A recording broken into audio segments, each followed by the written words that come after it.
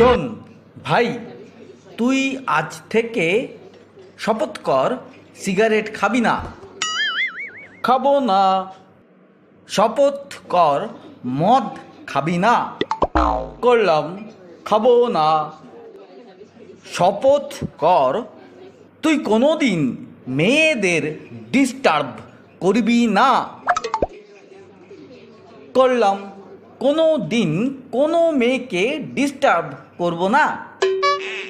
শপথ কর অন্যের ভালোর জন্য যাহা কিছু পারবি করবি, এবং অবশ্যই শপথ কর প্রয়োজন হলে দেশের জন্য প্রাণ দিবি। অবশ্যই দাদা, এরকম জীবন রেখে করবই বা কি।